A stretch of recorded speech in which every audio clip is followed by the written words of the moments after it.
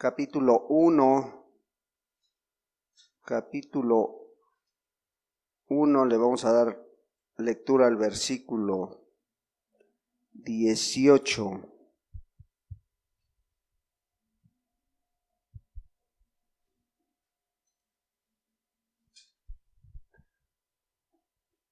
Antes de darle lectura a esta porción de la Escritura, esta carta fue escrita por Pablo a la iglesia de los Corintios, la cual él formó con la ayuda de Dios, fue dirigido por Dios y él la formó. Tardó aproximadamente año y medio, 18 meses en que esta iglesia fuera levantada. Al principio encontró mucha oposición, no querían entender, no querían el mensaje de Dios, no querían obedecer a la palabra, pero Pablo fue insistente, pero Pablo fue persuasivo en hablarles, ¿sí? Y se levantó una iglesia formada por gente, judíos, gentiles, una iglesia que pues llena de muchos problemas. Antes de que les llegara esta carta, Pablo ya les había escrito una carta que no aparece, no se tiene mucha información acerca de lo que les había escrito. Pero cuando ellos reciben esta carta, los corintios a su vez le mandan un escrito donde le preguntan muchas cosas, ¿sí? Le preguntan acerca del matrimonio, cómo iban a hacer, qué iban a hacer en los problemas del matrimonio. También tenían dudas acerca de participar o no participar de las viandas, del ofrecido a los ídolos, ¿sí? Tenían dudas acerca de las relaciones sociales con los inconversos, con los paganos. Y eran dudas genuinas a lo mejor, ¿sí? Eran dudas que venían a su mente. ¿Cómo le hacemos para ayudar a los hermanos, para aportar? ¿Cómo le hacemos para levantar una colecta, para ayudar a los hermanos? ¿Sí? Pero también dentro de estas preguntas, también había algunas cosas que le comentaron, porque había muchos problemas en esta iglesia, ¿sí? Y una de las primeras cosas que le preguntan es que, oye, hay disensiones partidarias en medio de la iglesia. Es que aquel dice que es de Pablo, aquel otro dice que es de Apolo, este otro de acá dice que es de Cristo, dice. Entonces, ¿qué hacemos acerca de eso? ¿No? Dice, pero lo más grave de todo es de que hay inmoralidad ahí en la iglesia, dice. Se está practicando la inmoralidad y hasta el día de hoy no se ha puesto un alto, sigue eso practicándose. Y Pablo les dice en el capítulo 5, dice, a tal grado, dice, que uno de ustedes se está acostando con la esposa de su marido, dice. Y eso es grave. Dice, ¿cómo es posible que no han podido juzgarlos, no? Y ya les manda toda una serie de ordenanzas y disciplinas, ¿sí? Dice, y no conforme con esos pecados, dice, hay otros también, dice, que entre ustedes se han pedido cosas prestadas o se han prestado dinero, y en lugar de sufrir el agravio, en lugar de decir, bueno, pues pues ya me olvido de él. No, agarras y demandas al hermano o a la hermana, ¿en dónde? En los tribunales paganos. ¿Sí? Y Pablo les dice lo que tenían que hacer, ¿sí? Hay excesos cuando se juntan a tomar la Santa Cena, dice, uno come por aquí, otro por allá, y cada quien hace lo que quiere, y cada quien se adelanta a las Santas Cenas, ¿sí? Uno dice, no, yo soy maestro en la palabra, el otro dice, yo soy evangelista, el otro dice, ¿acaso todos pueden ser los mismos. No, o sea, había mal entendido en cuanto a los dones que Dios había derramado en esa iglesia. Sí. Otros hasta dudaban de la resurrección. Dice, oye, ¿y cómo vamos a resucitar en aquel día? ¿Cómo va a ser esa resurrección cuando resucitemos? ¿En qué cuerpo vamos a resucitar? Y todo esto Pablo, a través de esta primera carta, se los aclara, les quita todas esas dudas, les habla con la sabiduría de parte de Dios. Y ellos, al mirar cómo Dios respaldaba a Pablo, pues empiezan a hacer las cosas honestamente, ¿verdad? Bueno, esperamos que hoy podamos entender este mensaje de parte de Dios. Esperemos que Dios sea el que hable a nuestra vida. En 1 Corintios 1, versículo 18, ¿sí?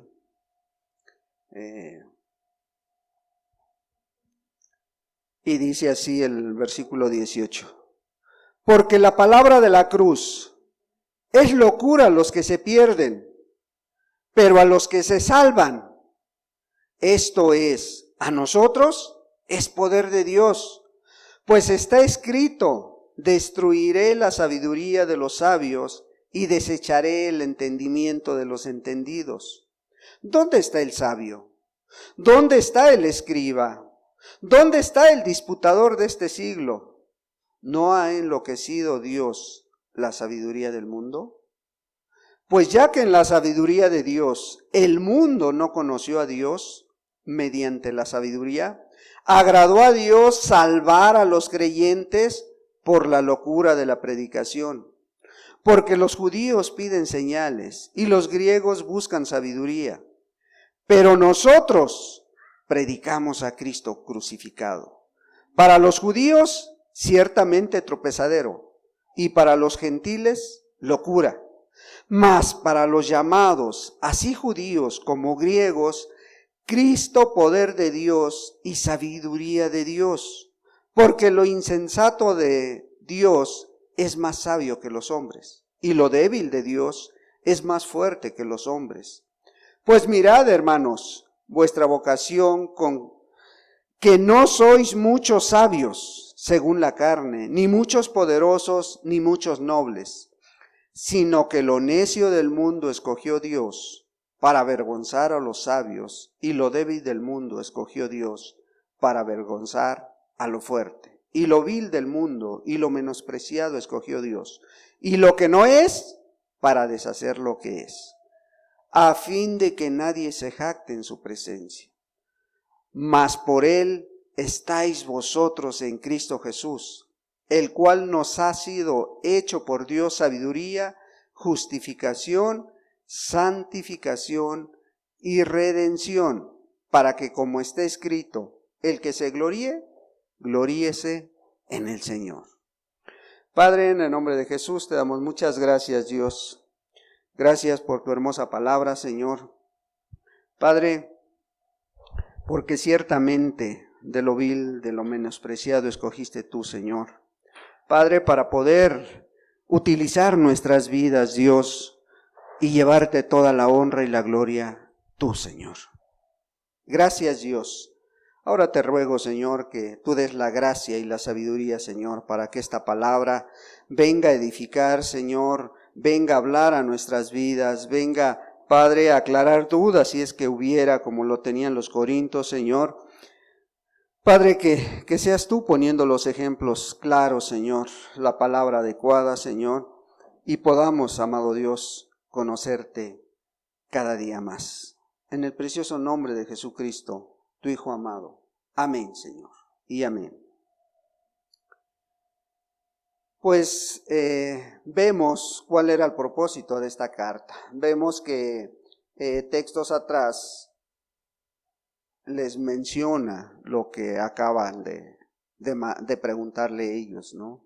La disensión que había, cuando uno decía que era de uno, otro decía que era de otro. Y enseguida por eso empieza con este texto. Porque la palabra de la cruz es locura a los que se pierden. Sí. Porque la palabra de la cruz es locura a los que se pierden. En los tiempos de Cristo, pues esto era muy conocido. Era una vergüenza morir en la cruz del Calvario. Era un oprobio morir de esta manera. Era muy vergonzoso. Porque este castigo solo se aplicaba a los ladrones, a lo peor de la sociedad, a los que habían hecho daño a la sociedad, ¿sí? Entonces, relacionar la salvación con la cruz, pues era motivo de burla para aquellos que pudieran decir que confiaban en la cruz de Cristo Jesús, que confiaban en ese sacrificio. Se burlaba la gente de ellos. Por eso el apóstol Pablo les está diciendo, porque la palabra de la cruz es locura a los que se pierden, no la entendían. ¿Sí? En aquel tiempo, llegarle a una persona y hablarle de la salvación a través del sacrificio de Cristo Jesús, era para que se reíran de él, para que se burlaran, ¿sí? Y los judíos, que eran los que estaban esperando un gran libertador, un gran Mesías, menos lo entendían, ¿sí? Ellos esperaban un gran líder, un gran hombre que les mostrara cómo vencer a los enemigos, que los librara de todos aquellos que los acechaban. Y sin embargo llega Cristo Jesús y muere en la cruz, ¿sí? Entonces era una locura para ellos. Y además esta ciudad de Corinto estaba llena de griegos que habían estudiado en las mejores escuelas, griegos que conocían de filosofía. Tenían una idea clara de lo que a lo mejor ellos esperaban, ¿sí? Entonces, tampoco ellos concebían cómo a través del padecimiento de Cristo Jesús iban a alcanzar una salvación, ¿sí? Cómo a través de esa simple cruz de madera, ahí colgado con Cristo Jesús, era necio en su mente aceptar esto, ¿sí? Por eso Pablo les decía, porque la palabra de la cruz es locura a los que se pierden. Pero a los que se salvan, dice, esto es a nosotros, es poder de Dios. Es un poder, dice, ¿sí? A los que se salvan, esto es poder de Dios. Los que oyen, los que aceptan el mensaje de Cristo Jesús, cómo fue muerto y crucificado, que ocupó tu lugar. Y buscamos a través de la palabra cuál fue el propósito de esta muerte y nos damos cuenta que el único propósito era darnos vida, era darte vida a ti, ¿sí? Entonces los que escuchaban el mensaje y venía esa fe, venía ese cambio a sus vidas, viene el cambio radical a sus vidas. Este es el milagro más grande que puede haber en un ser humano, en un hombre, en una mujer, ¿sí? Entonces, en medio de las congregaciones, en medio de las iglesias, solamente hay dos tipos de personas: los salvos y los que son incrédulos, que no quieren creer, que no quieren entregar su vida. O sea, no hay un lugar intermedio, hermano. No hay un lugar para aquellos que a lo mejor dicen, bueno, pues hay poco a poco. No, hermano. O eres salvo o sigues perdido en medio de la iglesia, ¿sí? Porque aquellos que creen que Cristo Jesús pagó por sus pecados, ¿sí?, ellos están viviendo una vida diferente, han nacido a una nueva vida, han visto un cambio en su forma de ser, en su forma de pensar, en su forma de vivir, ¿sí? Han cambiado esa mente que a lo mejor estaba ocupada simplemente para hacer la maldad y hoy está ocupada para glorificar a Cristo Jesús. ¿Sí? Pero aquellos que no lo han entendido, dice la palabra, se van a perder, porque es locura para ellos. ¿Sí? Versículo 19. Pues está escrito: destruiré la sabiduría de los sabios y desecharé el entendimiento de los entendidos. Destruirá la sabiduría de los sabios. ¿Sí? Ahora esto para los corintios a lo mejor era nuevo, pero pues no, ya Dios lo había anunciado cientos de años atrás. Muchos años atrás ya había profetizado Isaías en el capítulo 29. A ver, vamos a Isaías 29. Si alguien lo encuentra, déle lectura, por favor. Isaías capítulo 29, versículo 14.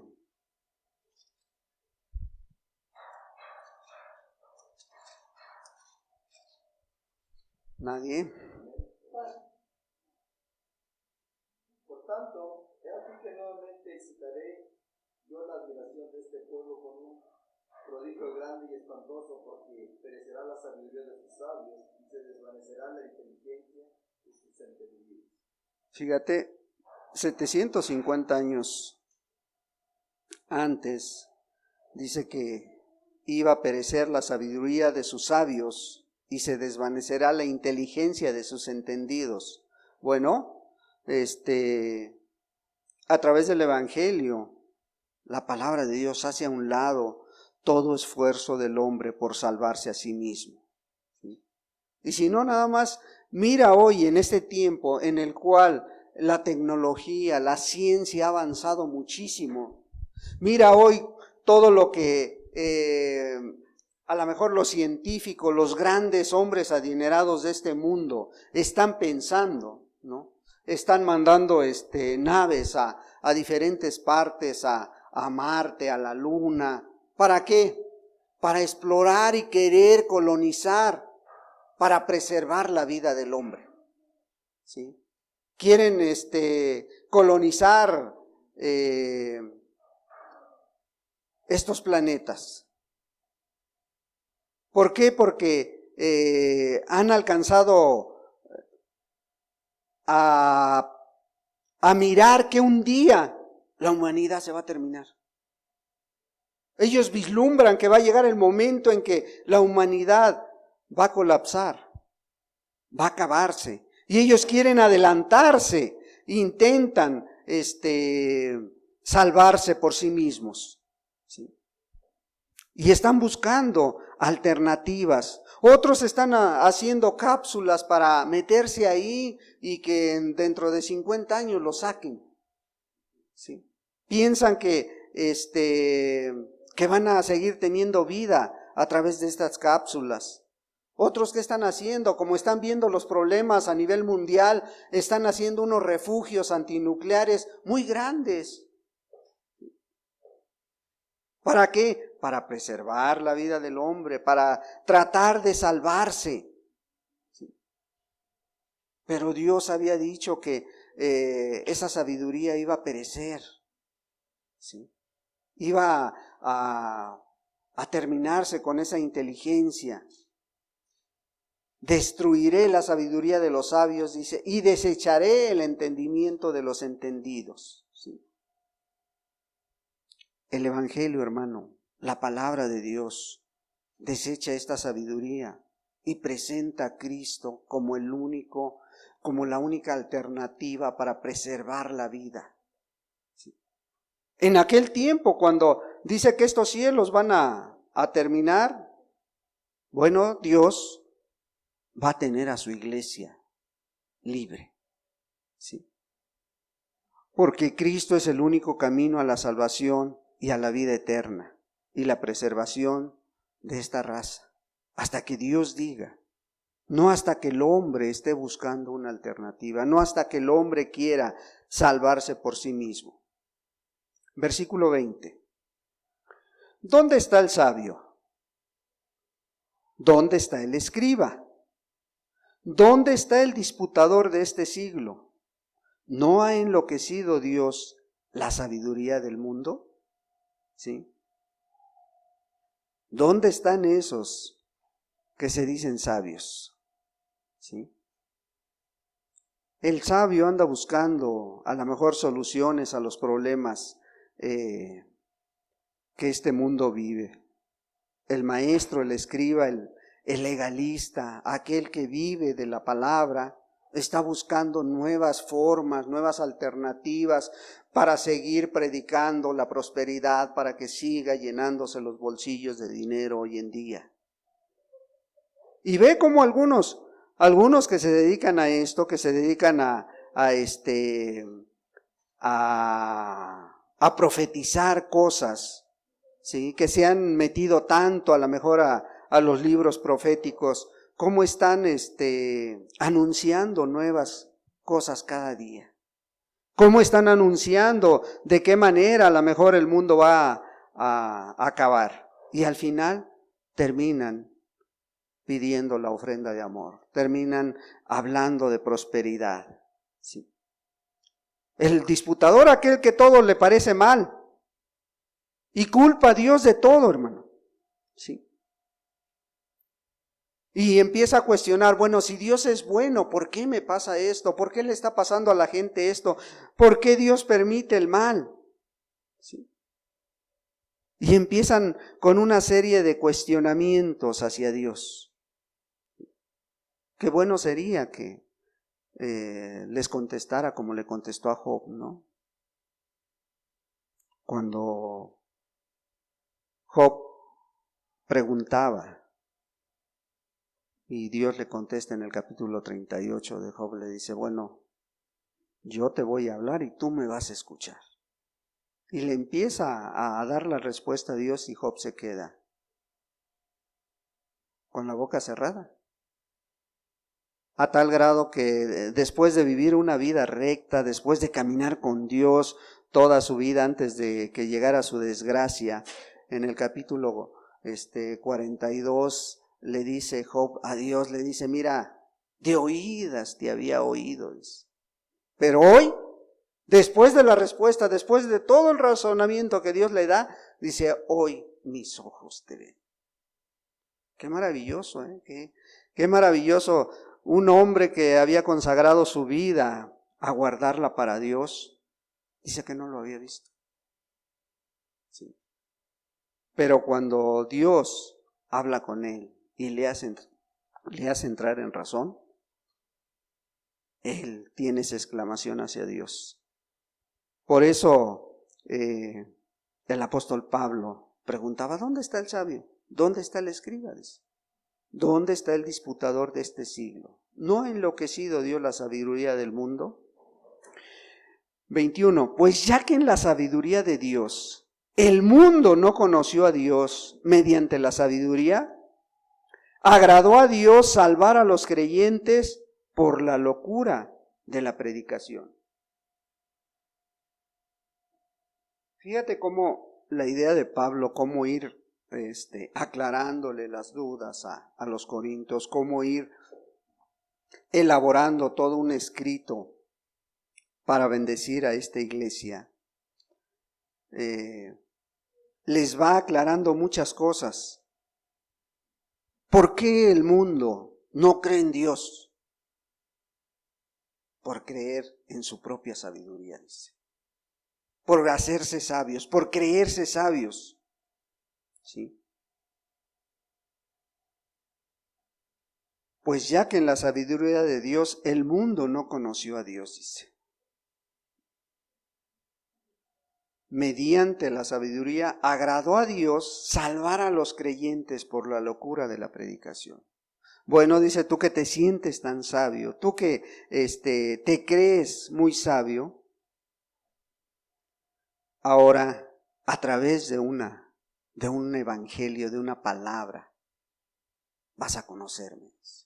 Una palabra que para ellos era una locura, ¿verdad? Que para ellos, para la gente de este tiempo, como para la gente de hoy, tú ves encuestas en en las universidades, en las escuelas medias y superiores, y de cada 3 alumnos, 2 se dicen ateos. 2 niegan la existencia de Dios. ¿Y cómo pueden negar algo que no es real? ¿Verdad? Según ellos. Por eso dice el Señor, pues ya que en la sabiduría de Dios el mundo no conoció a Dios mediante la sabiduría, agradó a Dios salvar a los creyentes por la locura de la predicación. ¿Sí? Bueno, el mundo conoce a Dios por medio de la predicación de la palabra. Pues la fe viene por el oír, ¿verdad? ¿Qué dice Romanos 10:17? Dice que la fe viene por el oír. ¿Por el oír qué? Canciones bonitas, alabanzas preciosas. Viene por el oír, por ir a grandes conciertos. Viene por escuchar a grandes cantantes, a grandes artistas. No. La fe viene por el oír y el oír por la palabra de Dios, dice. ¿Sí? Entonces, teniéndolo tan cerca, no quieren ni ver ni escuchar lo sencillo que es conocer a Dios. ¿Cómo? A través de la palabra de Dios, a través del Evangelio. 22.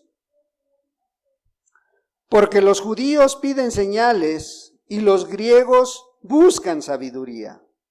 Fijémonos que Pablo siempre busca alcanzar a toda la gente que estaba dentro de la iglesia de los Corintios, y dentro de la iglesia había griegos que se habían convertido, griegos que se decían sabios también, y que ahora tenían dudas acerca de cuestiones eternas. Bueno, él les dice, los judíos piden señales y los griegos buscan sabiduría, ¿sí?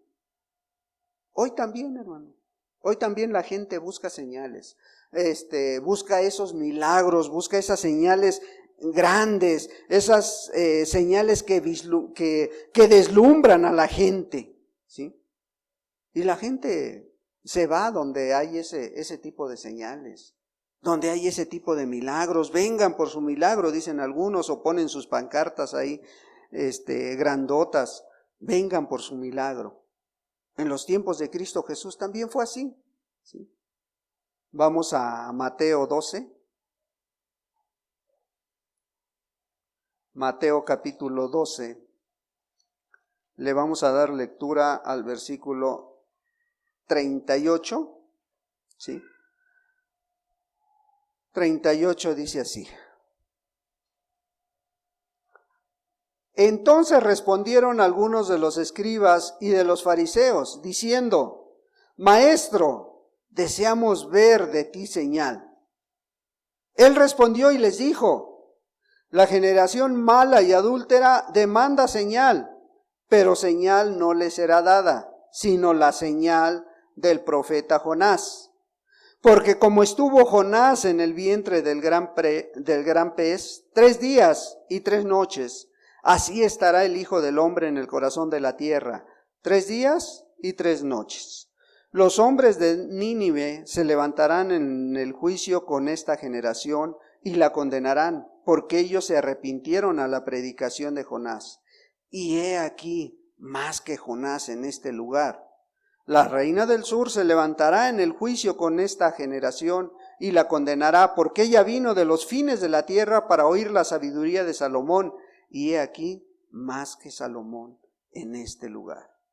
¿Qué estaban diciéndole los fariseos? Sí, los escribas, aquellos que conocían y que tenían a Jesús enfrente de ellos? Tenían ahí a Jesús. Bueno, a ver, sí le llamaban maestro, pero deseamos de ver de ti una señal grande. ¿Qué haces para creer en ti? ¿No? ¿Qué haces aquí? Hoy también la gente busca los milagros, ¿sí? Porque es más fácil pedir algo así que leer en la palabra y decir, ¿quieres venir en pos de mí? Niégate a ti mismo. Ah, no, pero negarme a mí mismo es ir en contra de mis propios intereses. Es más fácil que vea yo un milagro para que me convierta yo, se convierta mi familia. Pasa lo mismo, hermanos. Pueden ver milagros y la gente no se convierte, hermano. ¿Sí? La gente no se convierte por eso. ¿Sí? Él respondió y les dijo, la generación mala y adúltera demanda señal, pero señal no le será dada, sino la señal del profeta Jonás. ¿Cuál era la señal del profeta Jonás, hermanos? El profeta estuvo 3 días y 3 noches en el vientre del pez. ¿Cuál es la señal que dijo Dios, el Señor Jesús, que iba a hacer? Que iba a estar 3 días en el paraíso, no en el infierno, hermanos, como algunos dicen. Sí. En aquel tiempo estaba el paraíso, sí. Estaba el seno de Abraham, también conocido como el seno de Abraham. Y Cristo Jesús no bajó al infierno. Cristo Jesús estuvo en el seno de Abraham 3 días y 3 noches. ¿Sí? Como estuvo en el vientre del gran pez 3 días y 3 noches, así estará el Hijo del Hombre en el corazón de la tierra 3 días y 3 noches. ¿Lo cree la gente? Dentro de 8 días, ¿qué se va a celebrar? La resurrección de Cristo, ¿no? La muerte va a ser el viernes, ¿no? ¿Cierto o falso? Y el domingo van a estar festejando la resurrección. ¿Pero qué dijo Jesús? 3 días y 3 noches. ¿Cuántas horas tiene un día? 24, día y noche, ¿verdad? ¿Sí? Y si murió el viernes, ¿a qué horas murió el viernes? A las 3 de la tarde. Sábado, viernes 3 de la tarde. Sábado, domingo. ¿Y entonces por qué se va a festejar, hermanos? ¿Sí? ¿Por qué se va a festejar si el Señor Jesús, o Jesús se equivocó? O Jesús es un Dios imperfecto. Jesús es un Dios que dice 3 días y 3 noches, pero no, nada más un cachito de un día y un cachito de una noche. ¿Crees que se haya equivocado? Porque yo encuentro que Dios es un Dios perfecto. Cristo es un Dios perfecto. Cuando Dios le dice a Noé, mira, ve a hacer el arca, le da todas las medidas, ¿sí? Y le vas a poner una puerta aquí y una ventana aquí. No lo dejó a elección de Noé. Dios tiene todo bajo control, ¿sí? Y si dijo 3 días y 3 noches, así tiene que ser. Pero ¿por qué la gente entonces se va detrás de algo? Ahora, esto no es si crees que Jesús murió el viernes y resucitó el domingo, eso no afecta en tu salvación, hermano. ¿Sí? O sea, no es un problema de salvación, para que me entiendan, no es una doctrina de salvación, es una de las doctrinas no fundamentales, porque al final de cuentas lo importante es que creas en Jesús. ¿Sí? Pero de que está equivocado el mundo, sí está equivocado el mundo, porque claramente Jesús dijo 3 días y 3 noches. Y luego fíjate lo que le sigue argumentando el mismo Señor Jesús. Los hombres de Nínive se levantarán en el juicio con esta generación y la condenarán, porque ellos se arrepintieron a la predicación de Jonás. Y he aquí más que Jonás en este lugar. ¿Alguien me pudiera dar un razonamiento de lo que estaba hablando el Señor Jesús? De este texto. Los hombres, dice, se levantarán en el juicio, los de Nínive, con esta generación. ¿Qué les estaba diciendo el Señor Jesús? A ver, fíjate bien, dice, lo que les voy a decir. Los hombres de Nínive, cuando Jonás, que era un prototipo de Cristo Jesús. ¿Sí? Jonás vino y les predicó. ¿Y qué pasó con la gente? Con toda la ciudad de Nínive. ¿Qué pasó? Se arrepintió, dice. Se arrepintió y se volvieron a Dios. Pero no había sido Cristo Jesús en persona. Había sido Jonás el que les predicó. ¿Sí? Pero ¿qué les dice ahora? Dice, bueno, he aquí más que Jonás está en este lugar. Les estaba hablando el Rey de Reyes y Señor de Señores, como hoy en día Dios está en medio de nosotros. Más que Jonás está aquí. ¿Sabes por qué? Porque aquí está su palabra. Y esto es más importante. ¿Sí? Y Él les está diciendo, más que Jonás en este lugar. Y luego les da el otro ejemplo, la reina del sur se levantará en el juicio con esta generación y la condenará, porque ella vino de los fines de la tierra para oír la sabiduría de Salomón. Y he aquí más que Salomón en este lugar. ¿Sí? O sea, ¿qué les estaba diciendo? Ustedes tienen enfrente al Salvador del mundo. Hoy Dios nos dice, ustedes tienen la profecía más segura, el manual más completo para sus vidas. Aquí está. ¿Sí? Y esto es más que la sabiduría de Salomón. Aquí está Dios, aquí está el Espíritu Santo. ¿Sí? O sea, le estaba diciendo, miren, los que vivieron en tiempos pasados, años atrás, los van a condenar a ustedes. ¿Sí? Porque aquí tenemos la palabra profética más segura, dice el apóstol Pedro. ¿Sí? Pero también querían señales, por eso Pablo les estaba diciendo, porque los judíos piden señales y los griegos buscan sabiduría. Pero nosotros, dice, predicamos a Cristo crucificado. Para los judíos, ciertamente tropezadero. Y para los gentiles, locura. ¿Sí? Fíjate cómo Pablo, nosotros predicamos a Cristo crucificado. No queremos hablarte de eventos, no queremos hablarte a lo mejor de cosas que pueden pasar. Queremos hablarte de que te vuelvas a Cristo, de que te reconcilies con Dios. ¿Sí? Y para la gente hoy en día esto es tropiezo. ¿Sí? Como en aquel tiempo. O sea, a lo mejor en aquel tiempo le pudieron haber argumentado a Pablo, pero ¿cómo crees que nosotros vamos a esperar de un crucificado la salvación? ¿Cómo crees que vamos a esperar de que murió como un ladrón, nos venga y nos libre de Roma? ¿Cómo crees eso? ¿Sí? O sea, para los gentiles era una locura.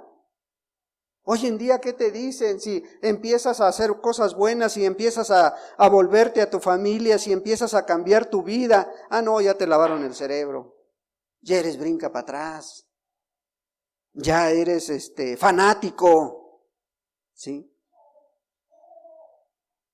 Pero ¿por qué no entienden esa palabra?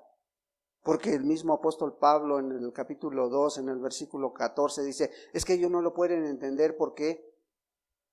Porque son hombres naturales.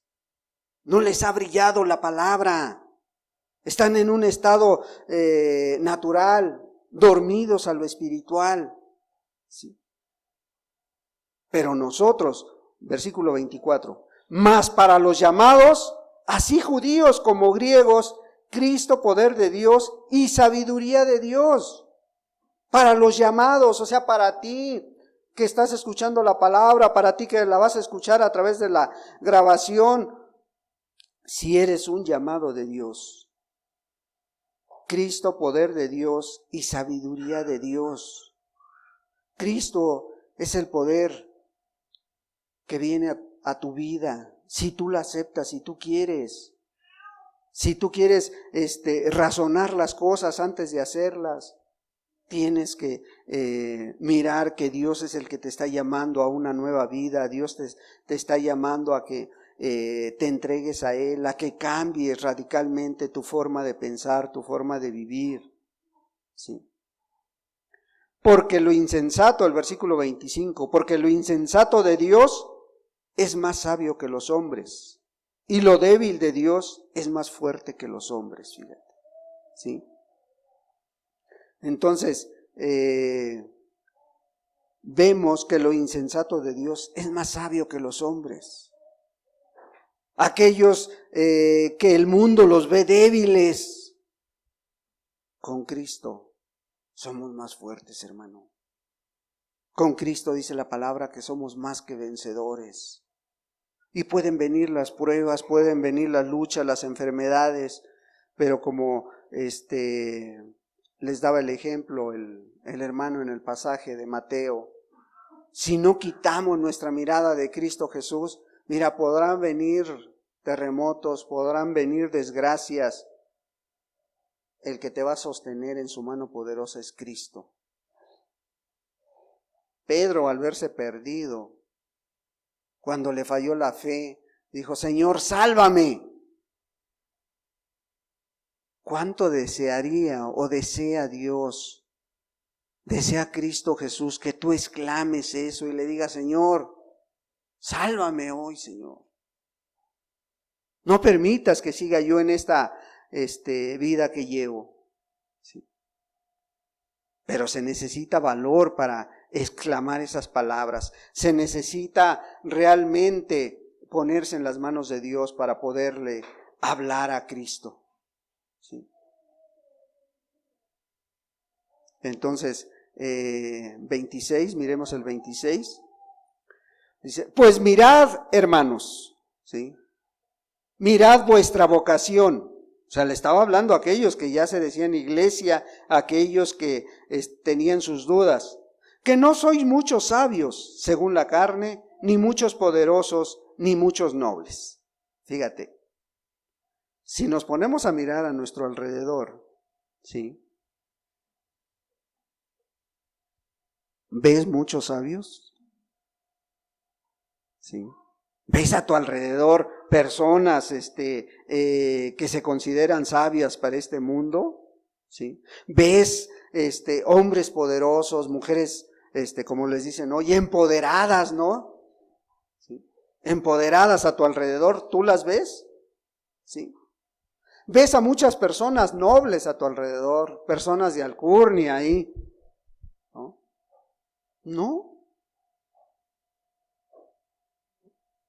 Pues no somos sabios. ¿Cuántos habrá aquí? ¿Cuántos poderosos habrá aquí? ¿Cuántas personas de la nobleza habrá aquí? Y Pablo decía: mirad, hermanos, o sea, mírense unos a otros. ¿Sí? Vuestra vocación, que no sois muchos sabios. O sea, tu llamado, el llamado que ha hecho en este lugar. Pues no ha llamado a mucha gente poderosa, ¿sí? Por el contrario, fíjate el 27. Sino que lo necio del mundo escogió Dios para avergonzar a los sabios, y lo débil del mundo escogió Dios para avergonzar a lo fuerte. ¿Sí? Lo necio del mundo escogió Dios. ¿Sí? ¿Con qué propósito, hermano?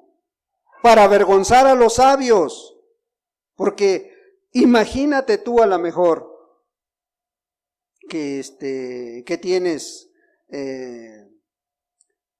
a lo mejor la prepa, la secundaria únicamente, o que tienes una profesión. Tú vayas y le prediques al doctor.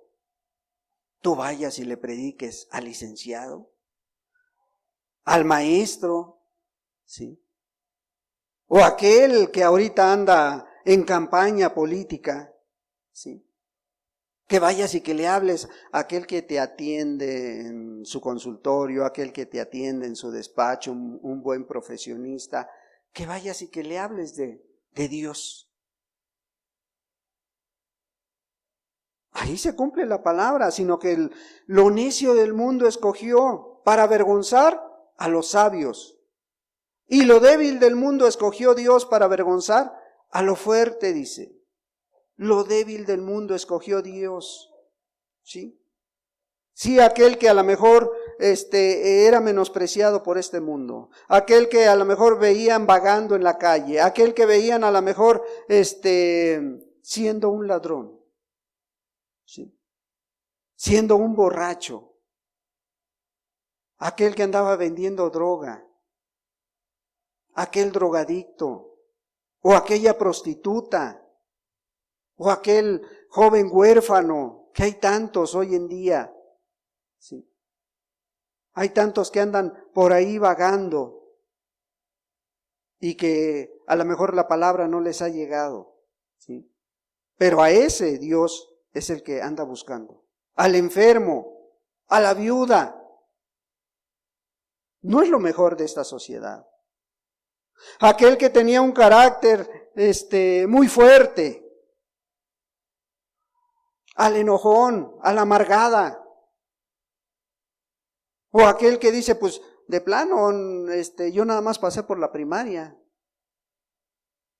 Y Dios usa su vida para hablarle a aquel profesionista. ¿Sí? Y lo débil del mundo escogió Dios para avergonzar a lo fuerte, dice.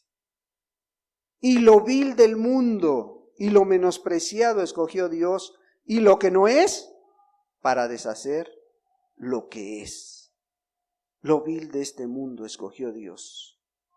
¿Sí? Sí, a toda esa gente que es menospreciada, Dios la escoge. ¿Con qué propósito hizo todo esto Dios? Versículo 29. A fin de que nadie se jacte en su presencia. ¿Sí? Fíjate qué interesante. O sea, Pablo, al escribir la carta, se ve claramente cómo el Espíritu Santo lo inspiraba, lo motivaba a dejar este escrito. ¿Con qué propósito Dios hizo todo esto? Para que nadie diga, por mi esfuerzo. Porque yo sí soy bien entendido. Porque sí, yo sí pongo mucha atención en lo que hablan. Yo sí voy y pongo atención. Y mi capacidad intelectual, por eso es lo que yo hago. No. Ese no era el propósito de Dios. Dios dice, no es por tu conocimiento, no es por tu mérito, sino que para que toda la gloria sea para Dios. Toda la gloria, todo lo que somos, a fin de que nadie, dice, se jacte, o sea, se levante, se diga, no, yo sí soy muy estudioso, ¿no? Yo sí soy bueno. Yo sí soy bueno, porque algunos dicen, pues es que no tengo de qué arrepentirme, yo soy bueno porque, pues yo nunca tomé, yo nunca fui ladrón, yo nunca fui amargado, yo nunca fui vicioso, ¿sí? Pero no conocías a Dios, ¿sí? Y estabas perdido. Y hoy, si algo eres, si algo sirves a Dios, es por su pura misericordia. Para que nadie se jacte, dice. ¿Sí? Versículo 30. Mas por Él estáis vosotros en Cristo Jesús, el cual nos ha sido hecho por Dios sabiduría, justificación, santificación y redención. O sea, todo fue hecho por Dios. ¿A través de quién? A través de Cristo Jesús. Porque hoy en día la sabiduría viene a través de Cristo Jesús. Lo poco, lo mucho que conozcas, lo poco, lo mucho que conozcamos, viene a través de Cristo Jesús, a través del Espíritu Santo, ¿sí? Porque si no hubiese puesto su vida, ¿quién iba a justificar la tuya? Cristo Jesús es nuestra justificación. Él ocupó tu lugar en la cruz del Calvario. ¿Sí? Y a través de eso que has entendido hoy, por eso dice, Él es nuestra santificación también. O sea, ¿cuál es el propósito de que tú te apartes de este mundo? Santificación es apartarte de este mundo. Santificación es vivir para Dios. ¿Sí? ¿Con qué propósito lo haces? Porque miraste cómo Cristo, a pesar de que anduvo en este mundo, se consagró a la obra que su Padre le había dado, que su Padre le había puesto en sus manos. ¿Sí? Y hoy en día, Cristo Jesús es nuestra redención. ¿Sí? Es nuestra sabiduría, es nuestra justificación, es nuestra santificación y nuestra redención. Para que, como está escrito, el que se gloría, gloriese en el Señor. Fíjate. O sea, todo fue hecho por Dios. Todo fue hecho para ti y para mí. Por todo esto que acabamos de leer. Por todo esto que acabamos de medio explicar, porque es muy extenso. ¿Tú qué crees?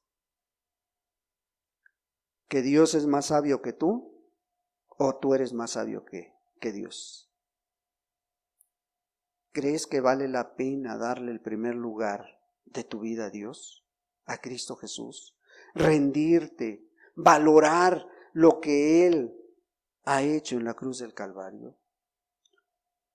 ¿O vas a esperar alguna otra alternativa para vivir eternamente? Tú sabes, tú te conoces cómo estás. En los Corintios había muchas dudas, mucha incertidumbre. Por eso le preguntaban todas estas cosas. Y Pablo les aclara cómo Dios está esperando una respuesta de parte tuya. Ya todo lo que tenía que hacer Dios por ti, ya lo hizo. Todo lo que tenía que decirte Dios a tu vida, ya está escrito en este libro. ¿Sí? Por eso es para que, como decía el apóstol Pablo, para que nadie, cuando llegue a su presencia diga, yo estoy aquí porque hice esto, yo estoy aquí porque hice aquello. No. Lo único que nos queda reconocer es el sacrificio de Cristo Jesús para nuestras vidas. Ojalá, hermano, en estos tiempos que se vienen, en estos días tan para el mundo espirituales, pero que para el creyente pueden ser una trampa mortal, porque a lo mejor vas a ver a personas que conocen de Dios y las vas a ver vendiendo aguas, vas a ver vendiendo cosas en todos estos eventos que se avecinan este fin de semana. Ojalá que Dios guarde a cada uno para que toda la gloria se la lleve Dios y no ninguno de nosotros, hermanos. ¿Sí? Pues démosle gracias a Dios. Padre, en el nombre de Jesús te doy muchas gracias por tu hermosa palabra, Señor. Ahora te ruego, Señor Jesús, que seas tú, amado Dios, terminando tu obra en nuestras vidas, Dios, para así poder caminar a lo largo de esta semana tan engañosa para muchos, que podamos discernir, amado Dios, en dónde sí estar y en dónde no estar, Padre. En tus manos preciosas pongo a cada uno de mis hermanos, aquellos que van a salir de viaje, Señor, aquellos que van a visitar a sus familias, Dios, que vayan con la clara idea de representarte dignamente a ti, Señor. Padre, llévalos con bien, Señor, y regrésalos con bien, amado Dios, y que puedan ser de bendición para sus seres queridos. Padre, y a nosotros guárdanos, Señor, Guárdanos, Padre, y si vamos a salir esta semana también, Señor, al evento de jóvenes, Padre, que sea tu santo y precioso Espíritu dirigiendo nuestras vidas, Dios. Y amado Señor, que podamos conocerte aún más. Padre, en tus manos preciosas ponemos todo, Señor. Ponemos a los hermanos que no han podido asistir este día, Señor. A las personas que nos han acompañado y que hoy no se encuentran aquí, Señor. Padre, ten misericordia de ellos, Señor. Y síguelos guiando, Dios. Sigue revelándote a sus vidas, Padre. En el precioso nombre de Jesucristo, tu Hijo amado. Amén, Señor. Y amén.